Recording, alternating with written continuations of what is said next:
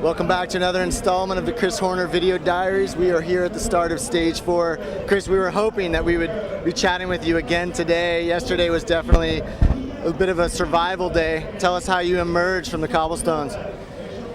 Yesterday was just really, we came into the cobblestones crazy, everybody fighting for position.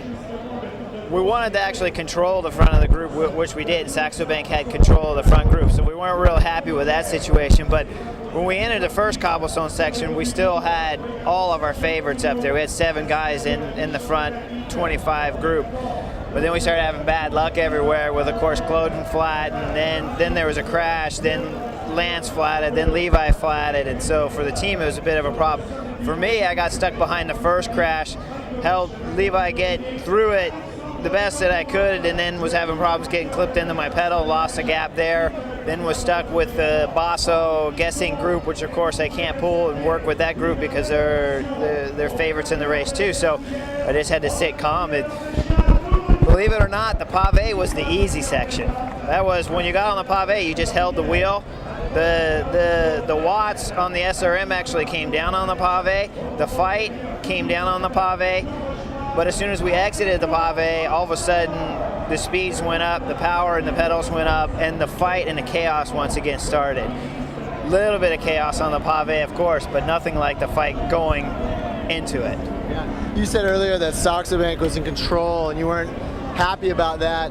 I mean, what do you account for that? I mean, are they just a stronger team on the pave? Obviously Radioshack knew the importance of the stage, so what do you attribute that to? Well, certainly the team wasn't happy with the situation. The directors were not content in any ways with the situation, not being able to control the race. But me personally, we came here with guys that can get over the climb. And when you have 7 guys still in the front group, Lance is entering the pave in the 10th position. Levi's there, Cloden's there, Yanni's there, I'm there, Popo's there, Gregory Ross is there. After that, the bad luck started with the flats. I think we could have quite possibly taken over control on the pave for the last 2 sections with the numbers that we had at that group. But then when you lose 2 guys to the flat with Cloden, you lose Levi and myself behind the crash, you lose Lance and Papo when he flatted, you lose Yanni again when Levi flats. I think you would have saw a whole nother different Radioshack team coming out of the second 2 last pave sections than what you saw going into the first one. And personally, when you have those kind of numbers going into the first one, I've never done the pave ever in a race situation. That's the first time I've ever went over it. So when I'm sitting 25th going into the pave section with the best pave riders in the world, I'm 25th, I'm at the front, I'm doing work for Lance, I look at that as a success because I'm brought on this team to get over the climbs, and I'm the smallest guy in that group.